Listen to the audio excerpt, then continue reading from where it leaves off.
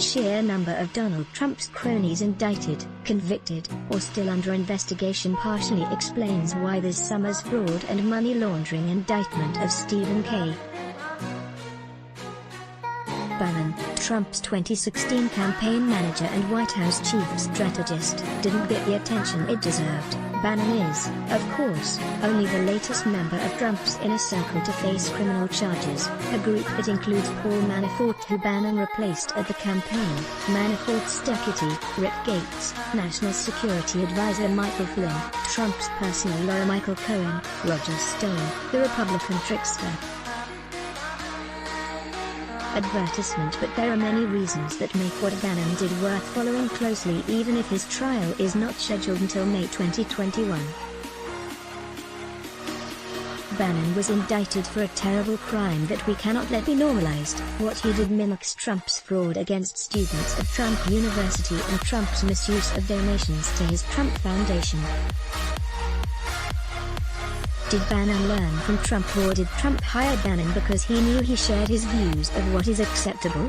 We'll never know, but we do know that Bannon's indictment, along with that of all the others working for Trump's campaign and administration, is just one more reflection of the immoral climate the president has set for his administration.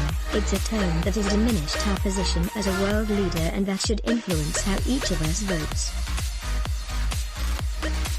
It is also a predictor of more to come, possibly something broad enough to encompass a number of Trump hires and volunteers. Indeed, more seems imminent. The Washington Post and other news outlets are reporting that Elliot Broidy, a California venture capitalist who raised millions for Trump's inaugural and served as finance chair of the RNC, may be charged soon with violating lobbying laws for his efforts on behalf of China to get the Chinese Guo Wengi extradited to China. Prosecutors are also reportedly interested in Broidy's work on behalf of a Malaysian client to end a federal criminal investigation. Go links Broidy to Bannon because Bannon was staying aboard Go's luxury yacht when he was arrested for fleecing the donors to rebuild the wall. The reported case against Broidy may indicate that Bannon's arrest was step one of a larger case. In addition to Go giving Bannon use of his yacht, he allowed Bannon to use his private jet to promote Republican congressional candidates in 2018. That arrangement could violate campaign finance laws banning foreign donations. Is there a larger money laundering case that federal prosecutors in the SDNY and Hawaii are putting together? Can Bannon and or Broidy be flipped to build a case against higher-ups? Rumor is that Broidy may be cooperating, but he and Bannon can wait for a post-election pardon regardless of who wins the election, since Trump can hand them out until January 20. Even so, flipping seems entirely possible. Bannon and three co-defendants are charged with enriching themselves at the expense of hundreds of thousands of donors to an alleged not-for-profit, Rebuild the Wall, by falsely promising that the founder would receive no compensation and 100% of all contributions would go to building a wall on our southern border, a wall that Trump said Mexico would pay for before diverting Pentagon funding to that purpose when Congress refused to fund it when Mexico didn't. The indictment also mentions that they didn't create an actual non-profit organization until they got caught saying they were one but weren't, and they didn't get legally required building permits until they got caught at that too. And, the Texas Tribune and ProPublica report that engineers have said that the 3-mile wall built by Rebuild the Wall will fail due to erosion. Rebuild the Wall raised $25 million and, despite its promises to donors, the indictment alleges WBTW used $1 million for other purposes. They paid its founder hundreds of thousands and diverted even more for the personal benefit of Bannon and the other defendants. They covered up those expenditures for luxury items including a boat, an SUV, travel, and even cosmetic surgery by laundering the funds through shell companies and a second suspicious non-profit founded by Bannon, Citizens of the American Republic. Advertisement. While personal enrichment is odious enough, it may be the flow of money to Bannon's political operations that proved to be more damaging to Trump world. The indictment refers to Non-Profit One, which may be Bannon's non-profit Citizens of the American Republic, created to promote economic nationalism. The California-based non-profit serves as a platform for Bannon's films and podcasts that promote Trump's ideology. Federal prosecutors reveal that they intend to seize the assets of Non-Profit One if, as suspected, it is Bannon's car. One can only imagine who else might be ensnared in that web. Democrats don't talk about Russia or Ukraine that much anymore, but it's important to remember that there are still a lot of legal loose ends out there before the election. In addition to Bannon's indictment and Broidy's possible one, the D.C. Circuit Court of Appeals kept alive a case against former National Security Advisor Michael Flynn, at least for now. Flynn, you'll remember, was fired for lying about his phone call with the Russian ambassador to the U.S. in the days leading up to Trump's inauguration. He pled guilty to lying to the FBI and obstruction of justice and accepted a plea deal, but later unsuccessfully tried to withdraw his guilty plea. Then, while awaiting sentencing, AG William Barr had the DOJ move to dismiss the case on what I consider flimsy grounds, a move that led to the resignation of at least one career prosecutor.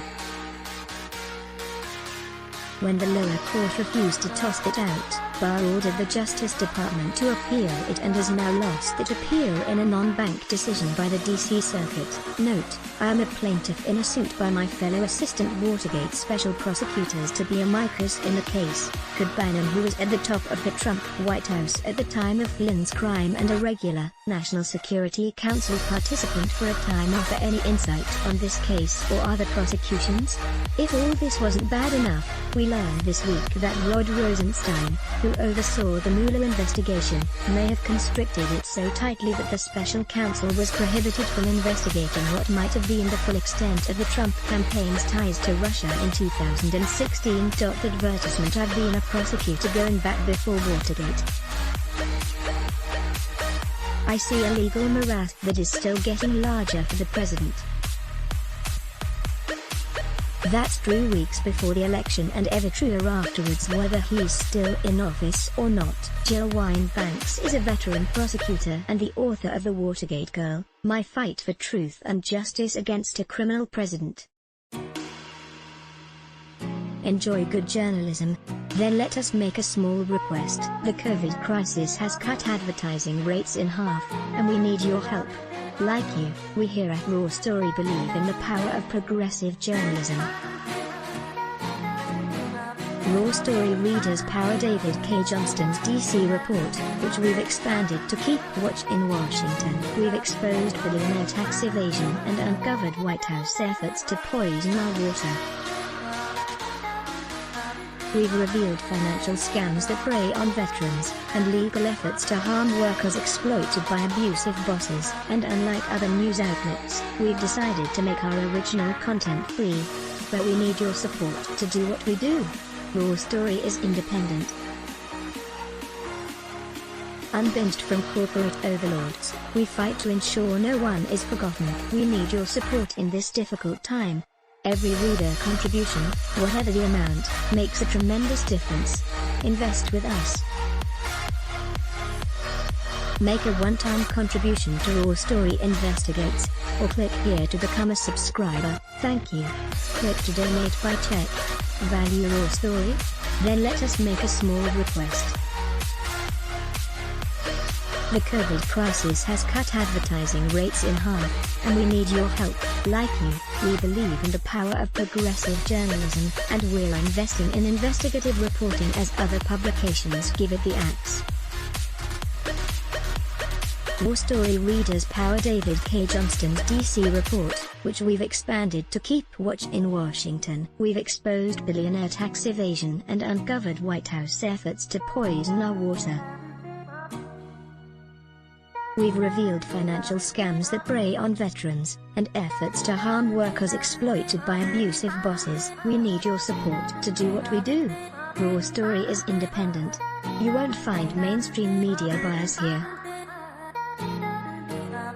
Every reader contribution, whatever the amount, makes a tremendous difference. Invest with us in the future.